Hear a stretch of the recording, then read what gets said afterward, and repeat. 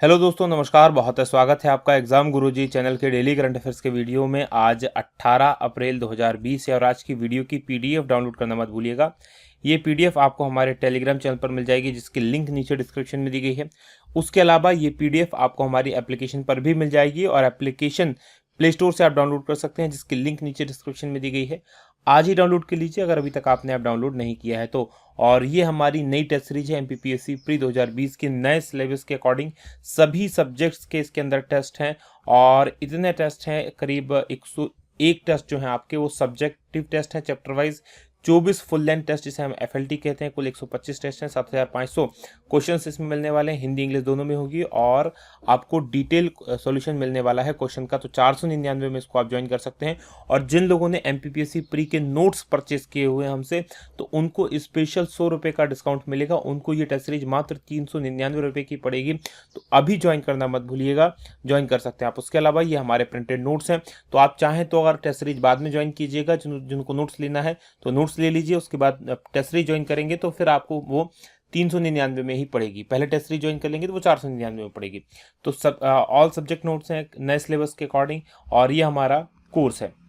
आगे बढ़ेंगे, बात करेंगे अब हम थॉट ऑफ द डे की। आज का हमारा जो पावरफुल मोटिवेशनल थॉट है कि सबसे बड़ा रोग क्या कहेंगे लोग। दुनिया में बहुत से लोग बहुत बड़े बड़े आइडियाज, ग्रेट आइडियाज, ऐसे आइडिया जो दुनिया बदल सकते थे, वो केवल इसलिए एग्जीक्यूट होने से रह गए क्योंकि वो सोचते थे कि यार मैं ऐसा करूंगा तो लोग क्या कहेंगे, मैं ऐसा काम करूंगा तो लोग क्या कहेंगे, मैं ऐसे करूंगा तो लोग मेरी कितना मजाक उड़ाएंगे। यकीन मानिए आज के समय में किसी को किसी से कोई मतलब नहीं है, और अगर मतलब है भी तो लोगों की परवाह करना छोड़ दो, क्योंकि लोगों की परवाह करते रह जाओगे तो आप अपनी जिंदगी कभी नहीं जी पाओगे, कभी आप सफल नहीं हो पाओगे। तो लोग क्या कहते हैं इस पर ध्यान मत दो, आपका दिल क्या कहता है उसकी सुनो।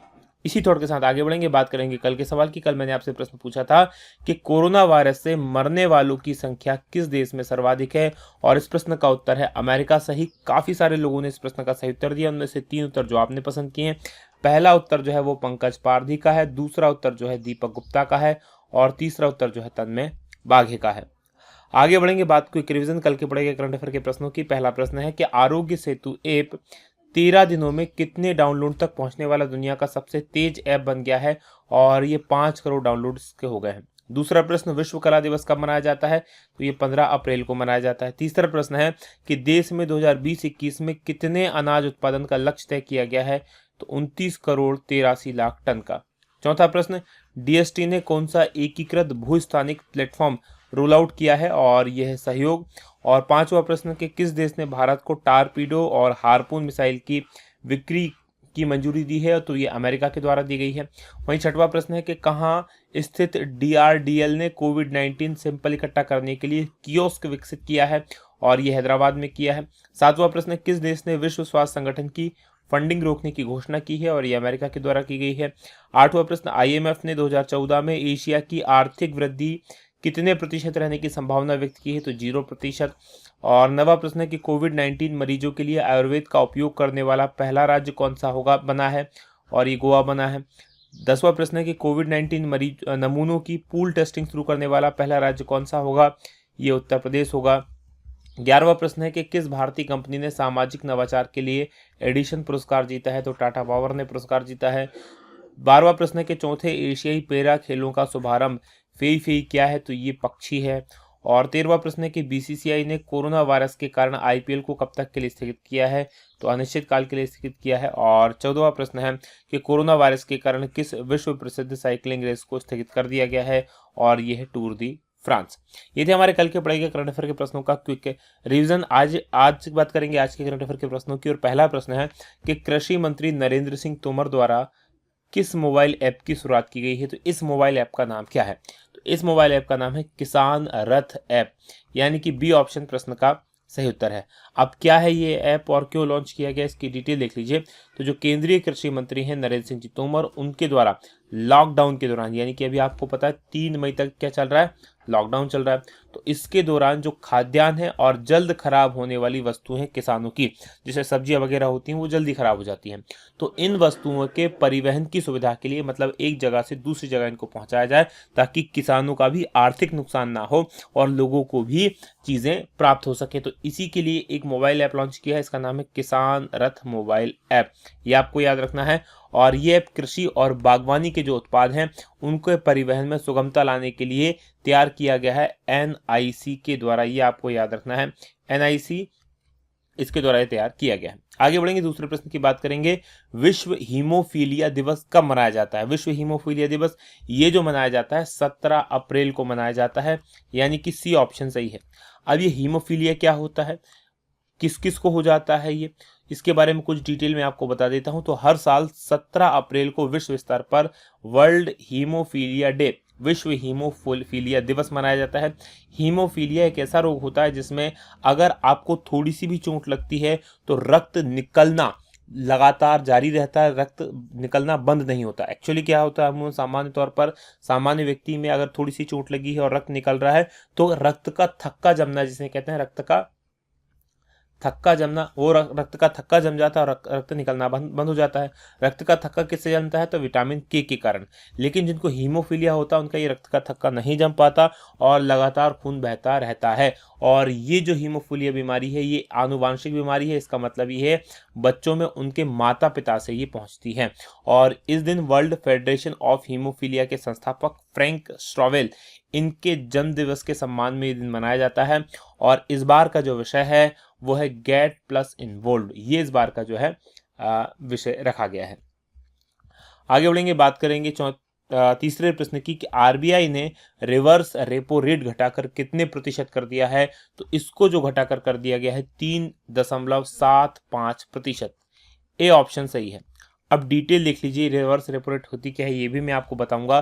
तो रुपए में जो गिरावट आ रही है, अगर अभी हम यूएसडी और इंडियन रुपीस की बात करें तो लगभग 77 रुपए के आसपास ये पहुंच चुका है प्राइस। एक यूएसडी लगभग 77 रुपए के पास पहुंच गया, 77 रुपए 60 पैसे तक पहुंच गया था, अभी 76 रुपए कुछ पैसा है, तो यानी 77 के आसपास ये पहुंच गया है। वित्तीय बाजार और अन्य क्षेत्रों में जो अस्थिरता आ रही है, कारण क्या है? सबसे बड़ा कोविड-19, ये जो सारी दुनिया इसके चक्कर में फंसी हुई है, यही सारी चीजों की जड़ है। तो भारतीय रिजर्व बैंक ने कई नियामक उपाय किए हैं, उनकी घोषणा की है। उनमें से पहला है कि जो रिवर्स रेपो रेट है उसको 4% थी, उसको और 25 बेसिस पॉइंट घटाकर अब 3.75% करने की घोषणा कर दी है।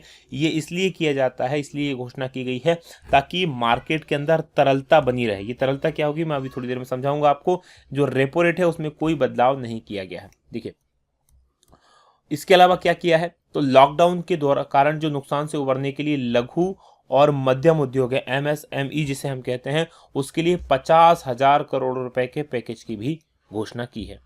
अब यहाँ पर हम पहले आरबीआई के बारे में समझ लेते हैं। तो आरबीआई इसकी स्थापना हुई थी 1 अप्रैल 1935 को, जिसका मुख्यालय मुंबई में, और गवर्नर जो है शक्तिकांत दास हैं। अब ये रिवर्स रेपो रेट क्या होता है? देखिए रिवर्स रेपो रेट क्या होता है, रेपो रेट का जस्ट अपोजिट। रेपो रेट क्या होता है कि जैसे आरबीआई से के पास जाता है बैंक कि उसे दैनिक लेन देन के लिए कुछ पैसा चाहिए, तो आरबीआई उसको पैसा देगा। अब जब आरबीआई उसको पैसा देगा तो आरबीआई उससे ब्याज वसूलेगा। तो जो बैंक आरबीआई से जिस दर पर पैसा लेता है वह दर कहलाती है रेपो रेट। अब इसका जस्ट उल्टा है, तो रिवर्स रेपो रेट क्या होती है? अब आरबीआई जो बैंक है, बैंक के पास कुछ पैसा बच गया, अब वो चाहता है यार कि मेरे पास जो पैसा बचा हुआ है क्यों ना मैं इसे बैंक में जमा कर दूं। या वो दो काम कर सकता है, या तो उसको आरबीआई के पास जमा कर सकता है, या किसानों को या दूसरे लोगों को लोन दे सकता है। तो आरबीआई ने अगर रिवर्स रेपो रेट दर ऊंची कर रखी है, यानी कि आरबीआई के पास जब वो अपना पैसा लेके जमा करने जाता है तो आरबीआई उसको ब्याज देता है बैंक को, तो उसे कहा जाता है रिवर्स रेपो रेट। अब जब ये रिवर्स रेपो रेट ज्यादा हो जाती है तो क्या करते हैं बैंक, लोगों को कम लोन देते हैं, क्योंकि वो आरबीआई को वो पैसा जमा करवा देते हैं। आरबीआई ही इतना ज्यादा जब उनको ब्याज दर दे देगी तो बाहर लोन में क्यों फंसा है, वो एनपीए होने का डर रहता है। आरबीआई के पास से तो ब्याज भी मिलेगा, पैसा तो वापस मिल जाएगा, यानी सिक्योरिटी पूरी है। तो ऐसे में क्या करता है आरबीआई, जब रिवर्स रेपो रेट कम कर देता है तो जो बैंक क्या करता है, फिर आरबीआई में पैसा कम जमा करता है, बाहर जो लोन देता है वो ज्यादा देता है, दूसरे लोगों को लोन ज्यादा देता है ताकि उसको ज्यादा ब्याज मिल सके। तो इससे क्या होता है, मार्केट में पैसा आता है, मार्केट में जब पैसा आता है तो मार्केट में के अंदर क्या होता है, डिमांड बढ़ती है, क्योंकि जब सबके पास में पैसा आ जाएगा डिमांड बढ़ेगी, और डिमांड मांग जब बढ़ती है तो फिर बिजनेस वगैरह जो होते हैं वो आपूर्ति में ध्यान देते हैं, तो इससे ये एक पूरा साइकिल चलता है और हमारी जो अर्थव्यवस्था है उसको एक गति मिलती है। तो आपको ये याद रखना है। आगे बढ़ेंगे, बात करेंगे अब हम चौथे प्रश्न की कि किस देश के राष्ट्रपति मून जे इन की सत्ताधारी लोकतांत्रिक पार्टी ने चुनाव जीता है। और ये जो है मून जे इन, आपने नाम सुना होगा, मून जे ये जो है दक्षिण कोरिया के राष्ट्रपति हैं, यानी कि सी ऑप्शन सही है। डिटेल लिख लीजिए क्या है। तो राष्ट्रपति मून जे इनकी सत्ताधारी पार्टी है, यानी अभी जिस पार्टी की वहां पर सरकार है वो है लोकतांत्रिक पार्टी, और इसने 180 सीटों पर चुनाव जीता है। जबकि विपक्षी जो पार्टी है उसका नाम है यूनाइटेड फ्यूचर पार्टी, इसने 103 सीटें जीती हैं। और दक्षिण कोरिया जो है कोविड-19 महामारी के बीच में राष्ट्रीय चुनाव कराने वाला पहला देश है, ये आपको याद रखना है, क्योंकि वहां पर भी लेकिन उन्होंने काफ़ी अच्छे से इसको मैनेज किया है। कोविड-19 की बीमारी को प्रॉपर टेस्ट किए हैं, और लॉकडाउन जैसी कोई नौबत वहां पर उन्होंने नहीं आने दी, उससे पहले चीज़ों को कंट्रोल कर लिया। बात दक्षिण कोरिया की करते हैं तो इसकी जो राजधानी है वो सियोल है, और राष्ट्रपति मून जे इन है। मुद्रा यहाँ की जो है वो दक्षिण कोरियाई वान है। मैप में मैं आपको अब दक्षिण कोरिया लिए चलता हूँ। तो जैसा कि आप स्क्रीन पर देख पा रहे हैं, ये हमारा भारत है, और हमारे भारत से अगर आपको दक्षिण कोरिया जाना है तो आप मूव कीजिए पूर्व में आप जाएंगे, ये आपको चाइना दिखाई दे रहा है। चाइना से आगे आप जाएंगे तो यहाँ पर आप देखिए ये जापान है, और जापान के बगल में देखेंगे तो ये साउथ कोरिया है, ये साउथ कोरिया है। ऊपर नॉर्थ कोरिया है, और नॉर्थ कोरिया के ऊपर देखेंगे तो चाइना लगा हुआ है। तो ये आपको याद रखना है, ये साउथ कोरिया, इसके इस तरफ येलो सी है, इसके इस तरफ पूर्व की तरफ सी ऑफ जापान है, और नीचे ईस्ट चाइना सी है। तो ये आसपास याद रखेंगे, इसकी राजधानी सियोल है। आगे बढ़ेंगे, बात करेंगे अगले प्रश्न की। अगला प्रश्न आपके सामने पांचवा है कि कौन सा बैंक भारत को राष्ट्रीय स्वास्थ्य प्रणाली को मजबूत करने के लिए $500 मिलियन प्रदान करेगा। और इस बैंक का नाम है एशियन इंफ्रास्ट्रक्चर इन्वेस्टमेंट बैंक, यानी AIIB। ए ऑप्शन सही है। डिटेल देख लीजिए क्यों ये पैसा दे रहा है। तो एशियन इंफ्रास्ट्रक्चर इन्वेस्टमेंट बैंक ये भारत में $500 मिलियन की परियोजनाओं को वित्तीय सहायता प्रदान करेगा, और इससे भारत क्या करने वाला है, उसकी जो स्वास्थ्य देखभाल प्रणालियां हैं, खासकर जो हेल्थ इंफ्रास्ट्रक्चर हमारा है, उसको और बेहतर करेगा। और इस राशि का उपयोग उपकरणों की खरीदी और चिन्हित करने की क्षमता के लिए किया जाएगा। खासकर जो हमारी कोविड-19 की बीमारी है उससे लड़ने के लिए उपकरण खरीदेगा, और टेस्टिंग के लिए क्षमता विकसित करेगा भारत। एशियाई विकास बैंक की बात करें तो हाल ही में देखिए, एशियाई विकास बैंक अलग है और ये एशियन इंफ्रास्ट्रक्चर इन्वेस्टमेंट बैंक की अलग अलग बैंक है, ये आपको याद रखना है। जो एशियाई विकास बैंक है उसने भारत को $2.2 बिलियन के सहयोग की घोषणा की थी, तो कंफ्यूज नहीं होना है। अब बात हम एशियाई इंफ्रास्ट्रक्चर इन्वेस्टमेंट बैंक यानी AIIB की करें तो इसकी स्थापना जो हुई थी 16 जनवरी 2016 में हुई थी। व्यापार इसका चालू हो गया था जून 2014 को इसको स्थापित हो गया था। मुख्यालय इसका बीजिंग के अंदर है। बीजिंग चाइना की राजधानी है, और इसके वर्तमान में 86 देश सदस्य हैं। अब बैंक के जो बड़े हिस्सेदार हैं, देखिए जो जितना पैसा देता है उसको उतना वोटिंग राइट होता है। तो चाइना इसका सबसे बड़ा हिस्सेदार है 26.06%। उसके बाद भारत में देखें तो भारत का वोटिंग प्रतिशत 7.5% है, और रूस का वोटिंग प्रतिशत 5.92% है। आगे बढ़ेंगे, बात करेंगे अब हम छठवें प्रश्न की कि किस राज्य सरकार ने होम डिलीवरी सेवा शुरू करने के लिए CG हार्ट वेबसाइट शुरू की है। तो नाम से ही स्पष्ट हो रहा है ये शुरू की गई है छत्तीसगढ़ के द्वारा। CG हार्ट मतलब छत्तीसगढ़ हार्ट। सी ऑप्शन प्रश्न का सही उत्तर है। डिटेल देख लीजिए क्या है। तो छत्तीसगढ़ के मुख्यमंत्री हैं भूपेश बघेल, और उनके द्वारा लॉकडाउन के दौरान लोगों को फल सब्जी और होम डिलीवरी इस प्रकार की सेवाएं देने के लिए एक वेबसाइट शुरू की गई है CG हार्ट। और इसमें जो सब्जियां हैं, फल हैं, उसके अलावा दूध, किराने का सामान, इस प्रकार की वस्तुएं भी यहां से डिलीवरी की जाएंगी। और इस वेबसाइट को बनाया गया है जो छत्तीसगढ़ सरकार की एजेंसी चिप्स उसके द्वारा। आगे बढ़ेंगे, बात छत्तीसगढ़ की करेंगे तो मैप में देख लीजिए मध्य प्रदेश के पास में ये छत्तीसगढ़ है। मध्य प्रदेश से अलग होकर बना था। 1 नवंबर 2000 को राजधानी इसकी नया रायपुर है। मुख्यमंत्री भूपेश सिंह बघेल है। राज्यपाल अनुसुईया उइके हैं। लोकसभा की 11 सीटें, राज्यसभा की 5 सीटें, विधानसभा की 90 सीटें, और प्रमुख राष्ट्रीय उद्यानों में इंद्रावती नेशनल पार्क है, कांगेर घाटी नेशनल पार्क है, और गुरु घासीदास नेशनल पार्क है। अब बात 7वें प्रश्न की होगी कि वर्ल्ड वाइड फंड यानी कि WWF इंडिया ने किसको अपने कार्यक्रम का ब्रांड एम्बेसडर बनाया है। और ये बनाए गए हैं विश्वनाथन आनंद। बहुत मशहूर चेस प्लेयर हैं, शतरंज के खिलाड़ी हैं। ए ऑप्शन सही है। डिटेल लिख लीजिए क्या है। तो वर्ल्ड वाइड फंड यानी कि WWF इंडिया के द्वारा जो विश्व शतरंज चैंपियन हैं विश्वनाथन आनंद, उनको पर्यावरण शिक्षा कार्यक्रम जो है WWF का, उसका ब्रांड एम्बेसडर बनाया गया है। और आनंद क्या करेंगे, ये पर्यावरण संरक्षण सुरक्षा के बारे में लोगों WWF का सहयोग करेंगे। और इस साल बात करें हम WWF इंडिया की, तो भारत में संरक्षण के पूरे 50 वर्ष पूरे करने का जश्न मना रहा है। इसकी स्थापना नवंबर 1969 में हुई थी। बात हम world wide fund for nature यानी कि WWF की करें, तो इसकी स्थापना हुई थी 29 अप्रैल 1961 को, जिसका मुख्यालय ग्लैंड के अंदर है। ग्लैंड स्विट्जरलैंड में स्थित है। आगे बढ़ेंगे। 8वें प्रश्न की बात होगी कि भ्रष्टाचार आरोपों के चलते किस खेल संघ के प्रमुख तमस अजान, ये नाम याद रखिएगा, तमस अजान ने इस्तीफा दिया है और ये अंतर्राष्ट्रीय वेट लिफ्टिंग महासंघ के प्रमुख थे। डी ऑप्शन प्रश्न का सही है। डिटेल लिख लीजिए क्या है।